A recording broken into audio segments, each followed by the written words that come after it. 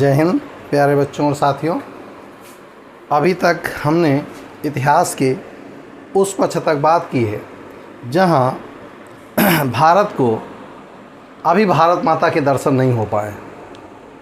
हमने एक लंबी लड़ाई लड़ी कि कम से कम एक ऐसी संवैधानिक रूपरेखा बनाई जाए, एक ऐसा कोई संवैधानिक ढांचा निर्मित किया जाए जो भारतीयों के लिए हो और भारतीयों द्वारा हो। तो इस प्रक्रम में हमने एक लंबी लड़ाई लड़ी और वो लड़ाई हमने 1909 मार्ले मिंटो से शुरू करी थी और वो लड़ाई हमने 1919 में मांटेग्यू चेम्सफोर्ड में देखी। 1927 में साइमन कमीशन का विरोध देखा। 1928 में साइमन कमीशन का भारत आना। 1930 में संवैधानिक रूप से साइमन कमीशन का लागू होना। साइमन कमीशन बिर्किनहैम के द्वारा दिए गए चैलेंज को नेहरू रिपोर्ट के रूप में 1928 में प्रेषित किया जाना। ध्यान से सुने रहिएगा। 1930 में किसी भी प्रकार से साइमन कमीशन की ज़बरदस्ती सिफारिशें लागू करना। साथ ही 1931 में दूसरे गोलमेज सम्मेलन में गांधी द्वारा प्रतिभाग करना और विफल होना। 1932 में सांप्रदायिक कम्युनल पंचायत, जिसे बिर्किनहैम के दिमाग की उपज कहा गया था या मैकडोनाल्ड अवार्ड कहा गया है। मैकडोनाल्ड अवार्ड मीन्स सही शब्दों में कहा जाता है कम्युनल पंचायत या कम्युनल अवार्ड, जिसमें जाति आधार पर दलितों के लिए आरक्षण की बात की गई थी। यरौदा जेल से गांधी जी ने इसका विरोध किया और अनशन पर बैठे बात को मदन मोहन मालवीय के प्रयासों से गांधी इरविन पैक्ट होता है, गांधी में और अंबेडकर जी में पूना पैक्ट होता है और उस समझौते के बाद 1933 में तीसरा गोलमेज सम्मेलन, ध्यान से सुने रहेगा मेरी बात, मैं क्रम से पूरी कहानी लेकर आया हूँ। 1931 में दूसरा गोलमेज सम्मेलन होता है। 1932 में तीसरा गोलमेज सम्मेलन होता है। गांधी प्रतिभाग नहीं करते हैं। इवन दैट ब्रिटिश की लेबर पार्टी, कंजर्वेटिव पार्टी में से लेबर पार्टी जो उस समय सत्तासीन है वो भी प्रतिभाग नहीं करती है। आप ऐसे जानते हैं क्यों प्रतिभाग नहीं करती? क्योंकि वो चाह रही थी भारत को ऑटोनॉमस रूप में स्वीकार कर लिया जाए। 1933 में आपको हमने कहा था हरिजन पत्रिका, साप्ताहिक पत्रिका जारी की गांधी जी ने और ये कहा था कि हरिजनों को हम अपना भाई मानते हैं और उन्हें हम पृथक नहीं मान सकते। ध्यान से सुन रहिएगा। 1933 के अंत आते आते लिथगो की अध्यक्षता में ये देखा गया कि आखिर कौन सी कमियां रह गई जिसके कारण भारत में साइमन कमीशन को स्वीकार नहीं किया गया।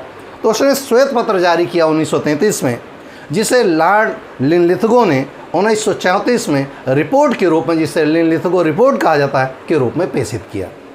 तो यानी हमने 1909 से लेकर 1934 तक आपको घटनाओं का एक प्रक्रम बताया और उसमें हमने एक चीज़ देखी कि किस प्रकार संवैधानिक विकास का प्रक्रम चल रहा है।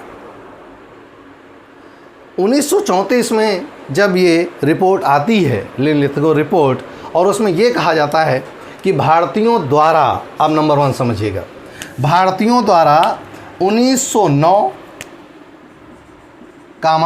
1919, 1927, 1928, 1930, 1931, 1932, 1933। कहेंगे सर ये कौन सी आप रीजनिंग पढ़ा रहे हैं? 1909 में मार्ले मिंटो सुधार आया।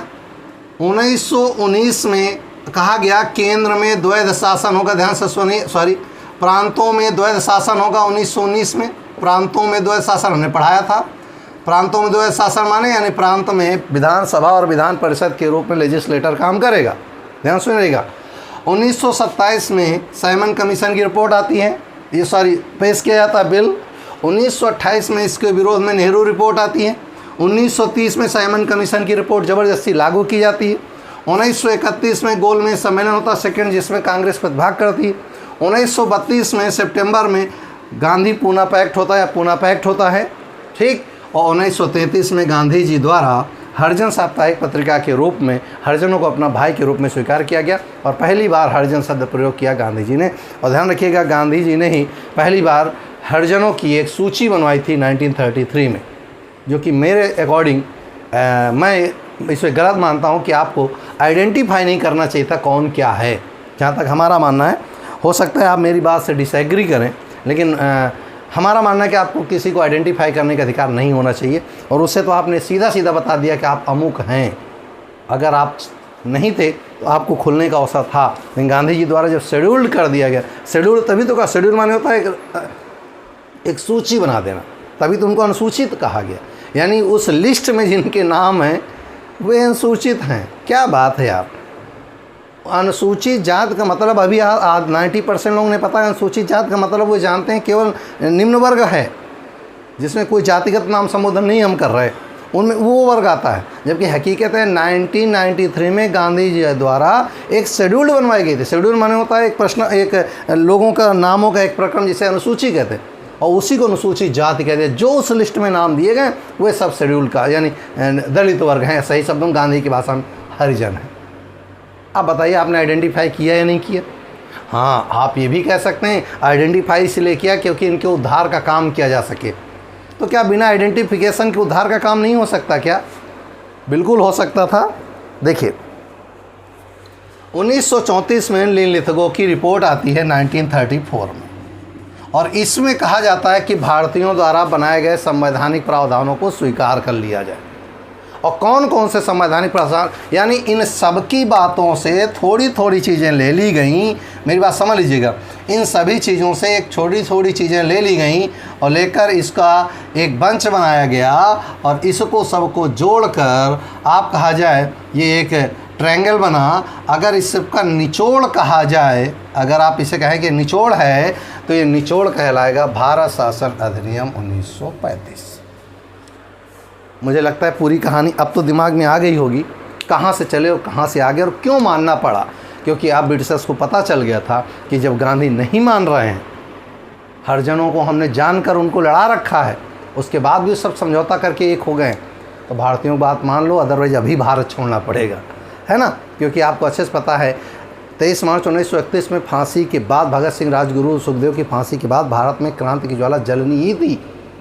तो ये समय ये है कि इनको कैसे कह के समराइज कर लो, इनको आपस में जोड़ लो, और अगर नहीं जोड़ पाए तो ऐसा ना हो कि विद्रोह शुरू हो जाए। यही कारण था कि उन्होंने भारत शासन अधिनियम रेगुलेटिंग एक्ट 1935 स्वीकार कर लिया गया। अब यहाँ पे कहानी शुरू होती है, ध्यान सुनिएगा। 1935 का जो अधिनियम है और आज का 26 जनवरी 1950 के बाद का जो भारत का संविधान है, कॉन्स्टिट्यूशन है, उसका 30% बल्कि 33% भाग, लेकिन अगर परीक्षा में तो 30 कर दीजिएगा, 30% भाग, यानी अगर पूरे संविधान को कहा जाए वर्तमान में 395 अनुच्छेद, 12 अनुसूचियाँ, 22 भाग, इन सबको अगर शेड्यूल कर लिया जाए, कहीं 25 भाग हो तो घबराना नहीं, उपसूचियों को जोड़ेंगे तो 25 भाग होंगे, तो इन सबको जोड़ा जाए तो उसका 30% भारत शासन अधिनियम 1935 का है। और उस 1935 के अधिनियम में यहाँ से सारी चीज़ें समराइज करके इसमें जोड़ी गई। तो पूरी कहानी मुझे लगता है क्रिस्टल क्लियर हो चुका होगा कि भारत शासन अधिनियम आया कैसे और उसका प्रारूप क्या था। चलें, मुझे लगता है अब आपको समझ बात आ गई होगी। आइए अब बात करते हैं भारत शासन अधिनियम 1935 की। ठीक, इसे रेगुलेटिंग एक्ट 1935 भी कहा जाता है। चलिए आते हैं इंडियन रेगुलेटिंग एक्ट 1935। देखिए सबसे पहले कहा गया, पहली शब्द इसमें लिखा क्या है, भारत अखिल भारतीय संघ होगा। भारत शासन अधिनियम 1935 का पहला आर्टिकल कहता है भारत अखिल भारतीय संघ होगा। और याद करिए अनुच्छेद 1 हमारा कहता है भारत अर्थात इंडिया, ध्यान सुनिएगा, भारत अर्थात इंडिया राज्यों का संघ होगा। यानी यहाँ पर अखिल भारतीय संघ यूज हुआ है, वहाँ पर राज्य अर्थात इंडिया राज्यों का संघ होगा। ध्यान समझिएगा, यानी कि जो चीज़ हम वहाँ बात कर रहे हैं इंडियन कॉन्स्टिट्यूशन में, उसकी रूपरेखा बन के आ रही भारत शासन अधिनियम 1935 से। बात समझ में आ गई। अब देखिए क्या होता है कि भारतीय संघ की स्थापना होगी और उसमें कौन कौन होगा, तो ध्यान रखिएगा उसमें 2 होंगे। मैं यहाँ पर डिनोट करता चल रहा हूँ, दोबारा बनाता चल रहा हूँ। इस चीज़ों को जो लिखा है वो इसलिए ताकि आप आसानी से स्क्रीनशॉट ले सकें। इसमें 2 चीज़ें होंगी। क्या? इसमें एक तो होगा ब्रिटिश इंडिया यानी ब्रिटिश भारत, ध्यान से सुनेगा, एक ब्रिटिश भारत होगा और एक होंगी देसी रियासतें। ध्यान से समझिएगा, ये देसी रियासतें, यानी कि जो अखिल भारतीय संघ होगा, अभी क्या होता है सभी स्टेट मिलकर संघ का निर्माण करते हैं और उस समय संघ का निर्माण होगा ब्रिटिश भारत और देसी रियासतों से। तो आप कहेंगे सर ये देसी रियासतें और ब्रिटिश भारत है क्या? मेरी बात समझ लीजिएगा। ब्रिटिश भारत का मतलब है जिन पे डायरेक्ट क्राउन शासन कर रहा है, ध्यान समझ लीजिएगा। और देसी रियासतों पर राजा शासन कर रहे हैं, लेकिन उन पे कंट्रोल किसका है? उस पे कंट्रोल ब्रिटिशर्स का है। आप बताइए, ये ब्रिटिशर्स का कंट्रोल है, राजा शासन कर रहे हैं, ये डोमिनियन स्टेट हुआ कि नहीं हुआ? बताइए, हमने यही तो पढ़ा था कि सत्ता ब्रिटिशर्स के पास और संप्रभुता राज्य के पास, ऐसे को डोमिनियन स्टेट्स कहते हैं। सत्ता संप्रभुता दोनों ब्रिटिशर्स के पास, उसे हम स्वतंत्र कहते हैं। ना सत्ता ना स्वतंत्रता, उसे हम गुलाम कहते हैं। तो यहाँ पर जो देसी रियासतें थी वो डोमिनियन स्टेट्स के रूप में काम कर रही थी। समझ में आ गया ना? तो ये जो ब्रिटिश भारत था, इसमें डायरेक्ट क्राउन का शासन था और इसमें कुल मिला के 11 राज्य आते थे। उस समय के 11 राज्य शामिल थे। आप कहेंगे सर वो 11 राज्य कौन कौन से हैं? तो ज़रा देखेंगे। बंगाल, बिहार, उड़ीसा, बम्बई, संयुक्त प्रांत यानी अवध प्रांत यानी उत्तर प्रदेश, उत्तर पश्चिमी प्रांत उस समय का पाकिस्तान, मध्य प्रांत यानी मध्य प्रदेश, पंजाब, सिंध, मद्रास और असम जैसे राज्य आते थे। कुल मिला 11। इसके साथ ले लीजिएगा, पेपर में आ चुका है। इनमें से कौन प्रारंभिक ब्रिटिश इंडिया का हिस्सा नहीं था, ध्यान रखेंगे। इन 11 के अलावा जो भी होगा वो इंडिया का, ब्रिटिश इंडिया का हिस्सा नहीं। तो इन 11 पर डायरेक्ट क्राउन शासन करता था और देसी रियासतों पर अप्रत्यक्ष रूप से क्राउन शासन करते हो, क्योंकि वहाँ राजा हुआ करते थे। मेरी बात समझ लीजिएगा। यहाँ पर तो चुनाव होता था। मेरी बात समझ लेना, जब भी चुनाव आगे बात करेंगे बार बार कि वहाँ से निर्वाचित होकर आने वाले सदस्य, वहाँ से निर्वाचित होकर आने वाले सदस्य, तो यहाँ पर तो चुनाव होकर जनता चुनाव के द्वारा आएगी मत देकर, लेकिन इन देसी रियासतों से राजाओं द्वारा भेजे गए प्रतिनिधि होंगे। मेरी बात समझ लीजिएगा। यहाँ निर्वाचित शब्द नहीं है, कहीं निर्वाचित शब्द, क्योंकि ये राजा निर्वाचित कहाँ होने, फिर भी राजा कहाँ रह जाएंगे? आ गई ना बात समझ में? तो यहाँ से राजा अपने रजवाड़ों से कुछ प्रतिनिधि भेजा करते थे। तो इसमें कुल मिलाकर 600 रियासतें इस समय ब्रिटिश इंडिया के अंतर्गत काम कर रही थी। मेरी बात समझ लीजिएगा। ये जो देसी रियासतें थी छुटपुट अलग अलग तरीके से थी। अगर आप इंडिया मैप में ऐसे डिनोटेशन करेंगे तो जो 11 राज्य हैं वो बड़े बड़े अगर इन डिनोट कर लिए जाएँ अगर ऐसे करके, तो बाकी जो छोटी छोटी रियासतें थीं ये थी तो ब्रिटिश के अधीन, लेकिन ऑटोनॉमस रूप से देसी रियासतों के रूप में काम कर रही थी। तो इन्होंने, ब्रिटिशर्स ने क्या चाल चली कि भारत अखिल भारतीय संघ की स्थापना की जाएगी, जिसमें ब्रिटिश भारत के 11 राज्य होंगे और देसी रियासतों के लगभग 600 रियासतें शामिल होंगी। मेरी बात अच्छे समझिएगा। इन 600 रियासतों में, ध्यान सुनिए, इन 600 रियासतों को स्वेच्छा है, ऐच्छिक है, ऑटोनॉमी है। वो चाहे तो शामिल हो, चाहे तो शामिल ना हो। लेकिन ये जो 11 रियासतें हैं, सॉरी जो राज्य हैं, जो बड़े राज्य हैं, उस समय प्रोविंसेस कहा जाता था, तो वो 11 जो राज्य थे उन्हें अनिवार्य रूप से शामिल होना था। लेकिन शर्त क्या थी? शर्त क्या थी जरा देखिएगा, मिटा रहे हैं इसको। शर्त ये थी कि ब्रिटिश इंडिया के जो प्रांत है, यानी ब्रिटिश इंडियन जो प्रांत हैं, ध्यान सुनिएगा, ब्रिटिश इंडियन प्रांत प्लस देसी रियासतें is equal to Akhil Bharatiya संघ।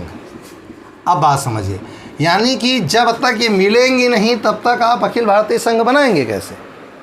और इनको बाध्य कर दिया कि भैया तुम आओगे ही आओगे, बाध्य हो, आप तो आओगे ही हमारे पास। और इनको कहा कि तुम ऑटोनॉमस हो। और इनके लिए शर्त क्या लगा कर दी, ध्यान सुनिएगा।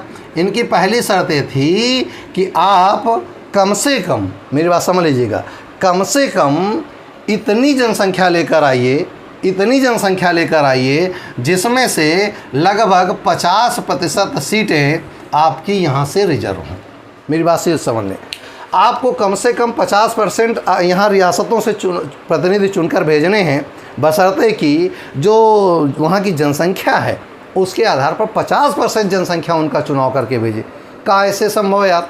600 रियासतों में 4 रियासतों के पास कुल मिलाकर 560 सीटें थीं कुल 600 में, तो 40 रियासतें केवल बाहर बचीं। उनसे आप आधी जनसंख्या की अपेक्षा कैसे कर सकते हो? फिर समझ में नहीं आया तो समझ लीजिए, आधी जनसंख्या चाहिए कम से कम रियासतों से जो चुनाव होकर जीत कर आए सदन में, और आप कह रहे हो आधी जनसंख्या यानी 50% कम से कम होना चाहिए। और 50% अगर हो तो इन 600 रियासतों में 560 रियासतें के पास 90% जनसंख्या है और 10% 4 के पास है। अंदाजा लगाइएगा। तो संभव कैसे कि वो 10% में आप आधी जनसंख्या कवर कर लेंगे। यानी कि वो जानकर रचना रची गई थी कि अखिल भारतीय संघ कभी निर्मित ही नहीं हो पाएगा। तो ये भी एक प्रकार की ब्रिटिशर्स की चाल थी कि ना तुम ये कंडीशन पूरी कर पाओगे, ना अखिल भारतीय राज्य संघ की स्थापना हो पाएगी। लेकिन पेपर में पूछे तो आप लिखेंगे अखिल भारतीय संघ की स्थापना का उद्देश्य भारत शासन अधिनियम 1935 का प्रमुख बिंदु था, जो कि देशी रियासतों को लेकर विवाद के कारण पूरा नहीं हो सका। समझ गए होंगे। दूसरा, 1919 में एक नियम आया था जिसमें कहा गया था प्रांतों में द्वैध शासन लागू होगा, यानी विधानसभा और विधान परिषद होगी, है या नहीं। प्रांतों में द्वैध शासन होगा, ये 1919 के अधिनियम में था, मॉन्टेग्यू चेम्सफोर्ड में। उसको तुरंत समाप्त कर दिया गया। मेरी बात समझ लीजिएगा। प्रांतों में द्वैध शासन समाप्त किया गया और उसको उठाकर केंद्र में कर दिया गया। क्यों? अगर ये राज्यों में रखते तो अब जागरूकता होने के कारण देशी रियासतें भी चुनाव कराने लगती और वहाँ चुनाव कराने लगती तो ये लेजिस्लेटर ज़्यादा मजबूत हो जाता और केंद्र हो जाता कमज़ोर। तो उन्होंने राज्यों की विधानसभा विधान परिषद को भंग कर दिया और उसकी जगह पर केंद्र में द्विसदनीय व्यवस्था ले आए। यानी केंद्र में द्वैध शासन लागू हुआ कब? भारत शासन 1935 में। प्रांतों में द्वैध शासन लागू कब हुआ? 1999 में, यानी 1919 में। बात समझ में आ गई। और जब इन्होंने केंद्र में द्वैध शासन लागू किया तो ध्यान रखिएगा क्या चीज़ लागू करी कि केंद्र में विधानसभा या विधान संघीय सभा का स्थापना वायसराय की अध्यक्षता में द्विसदनीय होगा। अब द्विसदनीय में किसे कहेंगे? एक होगा निम्न सदन, एक होगा उच्च सदन। आज के समय में उच्च सदन क्या? कमेंट्स बॉक्स में जल्दी सीखिए, जल्दी नीचे कमेंट्स बॉक्स में लिखिए उच्च सदन किसे कहते हैं।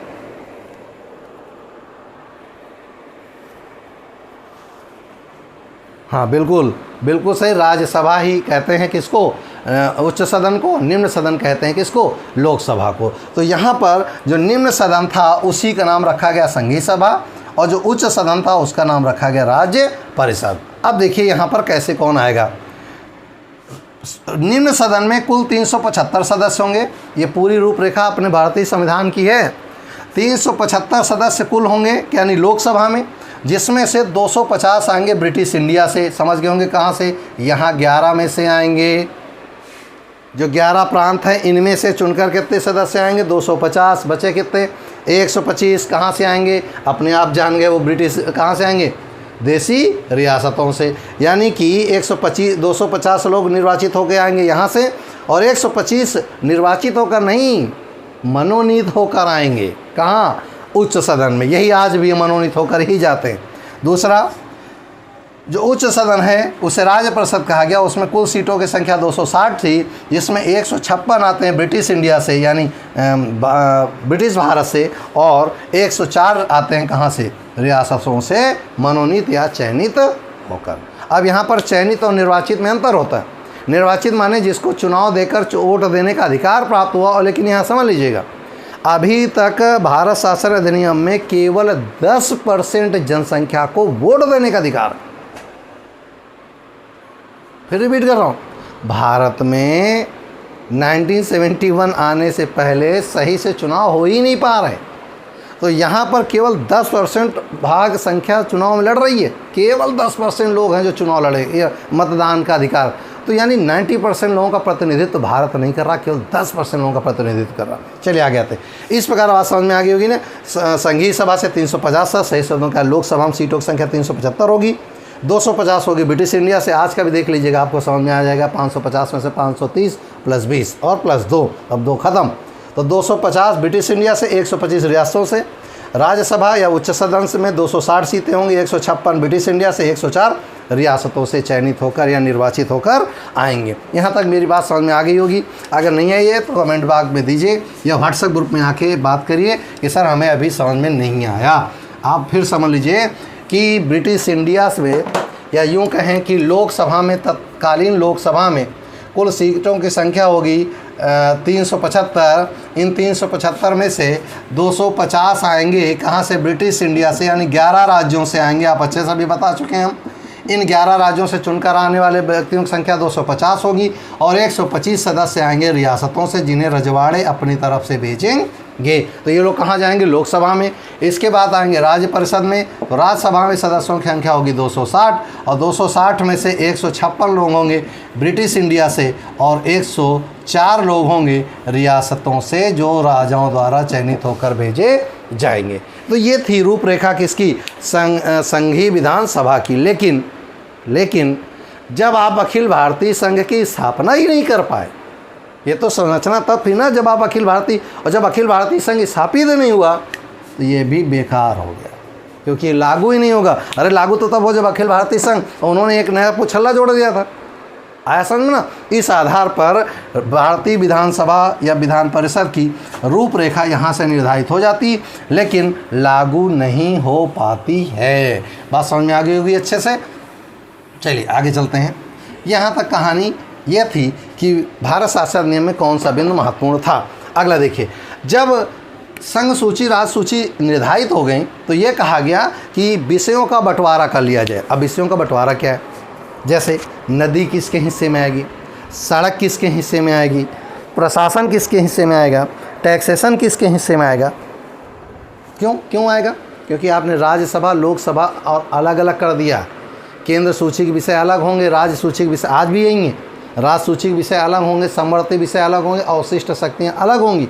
तो जब ये सब अलग अलग होंगी तो उन काम करने के विषय होंगे ना। आज भी 3 तरह की सूची होती हैं। यह 7वीं सूची में अनुसूची में 3 प्रकार की अनुसूचियाँ दी हैं। कौन सी? केंद्र सूची या संघ सूची, राज्य सूची और समवर्ती सूची। इसके बाद होता है अवशिष्ट शक्तियाँ जो केंद्र में निहित होती। तो यहाँ पर भी 3 प्रकार की शासन सूचियाँ बनी। अगर हम इसको ग्राफिकल निरूपण करें तो हम ऐसे दिखा सकते हैं।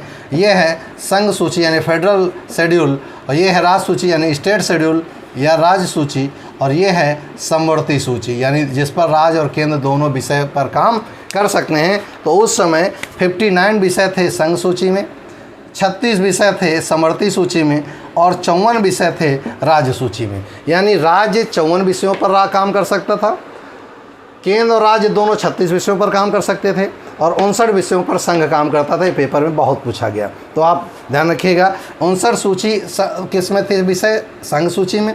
36 विषय थे समवर्ती सूची में और 54 विषय थे राज्य सूची में शामिल थे। ये सूची का बंटवारा था, लेकिन ये भी तो लागू नहीं होगा यार। क्यों? जब अखिल भारतीय संघ की स्थापना नहीं हुई तो राज्य और निम्न सदन उच्च सदन बटा ही नहीं, और जब बटा नहीं तो काहे का केंद्र सूची, काहे की राज्य सूची, काहे की समवर्ती सूची। लेकिन जब हमने अपना संविधान बनाया तो हमने इन सब चीज़ों को उठाकर रख लिया और ऊपर वाला तो काम ही खत्म हो गया था। क्यों? भारत अखिल भारतीय संघ तो ही होगा, भारत अर्थात इंडिया राज्यों का संघ होगा, क्योंकि रियासतों का काम विलय कर लिया वल्लभ भाई पटेल ने। समझ में आ गई होगी मेरी बात। तो इस प्रकार वहाँ रियासतें हो गई ख़त्म, और जब रियासतें ख़त्म हो गई, 600 रियासतें यही तो थीं जिनको A B C D E वर्ग में बांट के वल्लभ भाई पटेल ने मिला लिया था। तो इन सबको मिलाकर राज्य बना लिए गए और राज्यों को ऊपर क्या लिखे? भारत अर्थात इंडिया राज्यों का संघ होगा। अच्छा, वहाँ पर इंडिया क्यों कहा गया? अब समझ में आ गया। क्योंकि यहाँ पर ब्रिटिश इंडिया यानी ब्रिटिश भारत के जो राज्य थे उनको मिलाना था, इसलिए वहाँ इंडिया शब्द लिखा गया। भारत अर्थात इंडिया, और यहाँ क्या था? ध्यान रखिएगा, ब्रिटिश इंडिया नहीं, भारत अर्थात इंडिया। यानी इंडिया के जो 11 बड़े प्रांत थे, कौन वाले? ब्रिटिश इंडिया, वो भी अब भारत का हिस्सा होंगे, इसलिए वहाँ इंडिया शब्द इंडिकेशन किया गया था। बात समझ में आ गई? तो ये था संघ सूची, समवर्ती और राज्य सूची का बंटवारा, जिसमें अपने अपने विषय में काम करना था। लेकिन काम कब करते? जब भारत अखिल भारतीय संघ के रूप में होता तब न करते। इस प्रकार इसका भी कोई मतलब नहीं, ये भी बेईमानी साबित हुआ। लेकिन हमने जब अपना संविधान बनाया तो इसकी अच्छी चीज़ों को उठाकर उसमें रख लिया। और हमेशा कहा करता हूँ मैं कि संविधान हमने बनाया नहीं, दुनिया इस जगह से कुनबा उठाकर लिख के रख दिया, अब आप उससे कुछ कहते रहिए। दूसरा, आपको हम अभी पढ़ा चुके हैं, प्रांतों में द्वैध शासन समाप्त कर दिया गया और प्रांतों के स्थान पर केंद्र में द्वैध शासन अभी हमने बताया। यानी निम्न सदन और उच्च सदन के रूप में अब केंद्र में काम करेंगे। पहले राज्यों में काम करते थे और केंद्र में वायसराय सबसे बड़ा मुखिया हुआ करता था। तो अब यहाँ पर बात पलट जाती है, इसलिए हम बात कर रहे हैं किसकी? हम बात कर रहे हैं केंद्र में द्वैध शासन आ गया और प्रांतों से द्वैध शासन क्या किया गया? समाप्त किया गया। साथ ही एससी महिला मजदूर वर्ग को अलग निर्वाचन प्रणाली में शामिल कर दिया गया। ये भी ब्रिटिशर्स की एक चाल थी। एससी यानी शेड्यूल कास्ट या दलित वर्ग को, जिसे अम्बेडकर जी कर रहे थे। महिला वर्ग जैसे सरोजनी नायडू यानी बेसेंट, आपको याद होगा, मजदूर वर्ग को, जिसे लाला लाजपत राय आगे बढ़ा रहे थे, इन सबको जोड़कर निर्वाचन प्रणाली अलग से दे दी गई। इसे कहा गया सांप्रदायिक निर्वाचन प्रणाली का विस्तार, यानी सांप्रदायिक निर्वाचन प्रणाली, ये भी पेपर पूछा जा चुका है, प्रणाली का विस्तार कर दिया गया। और विस्तार क्या किया गया, देखो पहले सबसे पहले मुस्लिम शामिल हुए, याद करिए, उसके बाद सिख शामिल हुए, उसके बाद ब्राह्मण शामिल हुए, उसके बाद दलित शामिल हुए, उसके बाद ढेर सारे लोग शामिल होते गए। और अब इसमें से शामिल किसको कर दिया, एससी को, महिला को, मजदूर को। तो सांप्रदायिक निर्वाचन प्रणाली का और विस्तार हो गया भारत शासन अधिनियम 1935 में। ठीक, आगे देखिए, मताधिकार का विस्तार 10%, यानी अब मत देने का अधिकार को बढ़ाया गया। और पहले जो केवल 4% जनसंख्या मत देती थी, उसका विस्तार करके 10% किया गया। क्यों? क्योंकि अंबेडकर जी 47 सीटों से 141 सीटों पर गए थे, तो स्वाभाविक है आपका मतदान एरिया बढ़ाना पड़ेगा। तो 10% जनसंख्या को अब वोटिंग करने का अधिकार प्राप्त हो गया। साथ ही 1 अप्रैल 1935 को केंद्रीय बैंक की स्थापना की गई, यानी केंद्रीय बैंक का अभिप्राय होता है आरबीआई की स्थापना की गई। RBI, reserve bank of India की स्थापना भारत शासन अधिनियम 1935 के अंतर्गत 1 अप्रैल 1935 को की गई, और यह बाद को इसका राष्ट्रीयकरण हो जाता 1949 में। तो इस प्रकार आरबीआई की स्थापना भारत शासन अधिनियम 1935 के द्वारा की जाती है। साथ ही स्टेट में यूपीपीएससी, यानी कि पब्लिक सर्विस कमीशन, जो कि पहले पीएससी हुआ करता था, संघ लोक सेवा आयोग, अब उसे राज्य या प्रांत स्तरीय भी कर दिया गया। यानी अब केंद्र तो संघ लोक सेवा आयोग होगा, लेकिन उसके अधीनस्थ राज्यों में भी लोक सेवा आयोग की स्थापना कर दी गई। तो इस प्रकार अगर आप कहें उत्तर प्रदेश लोक सेवा आयोग की स्थापना किस अधिनियम से हुई, तो भारत शासन अधिनियम 1935 से। साथ ही एक स्टेट या एक से अधिक स्टेट, यानी चाहे एक स्टेट हो चाहे एक से अधिक स्टेट हो, इनका भी एक यूपी यानी कमीशन हो सकता है, पब्लिक सर्विस कमीशन एक भी हो सकता है। ये भी प्रावधान किया गया। क्यों? क्योंकि उस समय तुरंत सब जगह पब्लिक सर्विस कमीशन स्थापित करना संभव नहीं था। अभी कुछ ही वर्ष तक उत्तराखंड और उत्तर प्रदेश का संयुक्त रूप से जो पब्लिक सर्विस कमीशन था वो उत्तर प्रदेश इलाहाबाद था, जो बाद में उत्तराखंड निर्मित होने के बाद काफ़ी समय बाद, मुझे जहाँ तक याद 2007 के बाद, जबकि उसकी स्थापना 2000 में हुई थी, उसके बाद पब्लिक सर्विस कमीशन चेंज हुआ। तो इस प्रकार एक या एक से अधिक राज्यों में जो केंद्र आधार पर संघ लोक सेवा आयोग था, उसी के तर्ज पर राज्य लोक सेवा आयोग की भी स्थापना कर दी गई भारत शासन अधिनियम 1935 से। और साथ ही म्यांमार को भारत शासन से अलग कर दिया गया, यानी म्यांमार का शासन अब भारत से अलग होगा। एक तरह से कहा जाए भारत शासन अधिनियम 1935 से ही म्यांमार भारत से कट गया। चंद्रगुप्त मौर्य से लेकर अशोक तक और अशोक से लेकर 1935 तक अभी म्यांमार हमारा ही हिस्सा है, क्योंकि रंगून बहुत सारे लोग भेजे गए, और जब बहादुर शाह जफर ही भेजा गया, तात्या टोपे भेजे गए, टीपू सुल्तान को भेजा, ऐसा कहा जाता है, तो ये सारे लोग भेजे गए, यानी भारत का हिस्सा था। लेकिन भारत शासन अधिनियम 1935 से म्यांमार को क्या किया गया, भारत के शासन से मुक्त कर दिया गया, यूँ कहें कि अलग देश के रूप में निर्वाचित हो गया। और साथ ही 1937 में संघीय न्यायालय की स्थापना की गई, या यूँ कहें सही शब्दों में कि भारत में एक अच्छे सुप्रीम कोर्ट का प्रचलन, या भारत में सुप्रीम कोर्ट की अथॉरिटी 1937 में स्थापित कर दी गई थी। तो ये था हमारा भारत शासन अधिनियम 1935, जिसमें पूरे प्रावधान जो कि हैं, तो उसमें बहुत सारे प्रावधान, ना उतने आप पढ़ सकते हैं ना हम आपको पढ़ा सकते हैं, क्योंकि हमारा उद्देश्य परीक्षाओं में सफल होना है, हमारा उद्देश्य विद्वता झाड़ना नहीं है। तो जितनी भी चीज़ें आपको मैंने आज बताई, इनको कॉन्सेप्चुअल भी आप समझ लीजिए, इनको फैक्चुअल भी आप समझ लीजिए, और इनको कथन और कारण के रूप में भी तैयार कर सकते हैं। तो ये आज का हमारा टॉपिक था, जिसमें हमने आपको कल कहा था कि गोलमेज सम्मेलन के बाद एक क्रमिक रूप से हम बात करेंगे किसकी, भारत शासन अधिनियम 1935 की। तो अब हम आगे कहाँ, 1937 तक, जब भारत में संघीय लोक सेवा की स्थापना, संघीय न्यायालय की स्थापना हो चुकी। तो चलिए अगले वीडियो में 1935 के बाद 1936, 37, 38, 39, 40 जो भी नई घटनाएं होंगी वो एक एक करके हम लेकर आपके लिए आएंगे, जिसमें तथ्यों के आधार पर, फैक्चुअल के आधार पर और कॉन्सेप्ट के आधार पर हम अगली बात करेंगे। तो आज हमारा ये टॉपिक था, उम्मीद है आपको अच्छा लगा होगा। अगर अच्छा लगा हो तो ये कहीं ऐसा लगा होगा उसको लाइक कर दीजिएगा, शेयर करने की आवश्यकता नहीं, केवल पढ़िएगा, और ज़्यादा से ज़्यादा इसको रिपीट करिएगा, 2 बार 3 बार PDF नीचे मिल जाएगी, उससे अपना नोट्स बना लीजिएगा। आपके पास जिन लोगों का रोना है कि 5 साल तक संविदा पे नौकरी करके हम क्या करेंगे, ये आपका काम नहीं है। आपका काम सिर्फ इतना है कि परीक्षा हो और आप रिजल्ट में नाम ले आएँ। बाकी लड़ाई आप स्वयं लड़ लेंगे। विश्वास रखें, ये 5 साल का रोना आप ही लोगों द्वारा समाप्त कर दिया जाएगा। समाप्त कर दिया माने अपनी बात रखी जाएगी। हम अपनी बात जोरदार तरीके से रखेंगे शासन के पास कि हमारे भविष्य के साथ कोई खिलवाड़ ना किया जाए। जो हमारे लिए बेहतर हो वो करे सरकार। और मुझे उम्मीद है, मुझे पूर्ण विश्वास है कि सरकार हम सब की बात को डिनाई नहीं करेगी, आज नहीं कल, क्योंकि किसी भी देश के विकास और विनाश का स्रोत युवा ही होता है। तो इसलिए आप युवा हैं, आपका काम है सकारात्मक वे से अपना काम करना, आपका काम अच्छी तैयारी करके अच्छे कंपटीशन में फाइट करना, अपना नाम लाना, और बाकी चीज़ें आगे की लड़ाई आप स्वयं लड़ने को तैयार हो जाएंगे और आप लड़ लेंगे, मुझे विश्वास है। और आपका नुकसान कभी नहीं होगा, क्योंकि शासन प्रशासन कभी आपका नुकसान नहीं चाहते।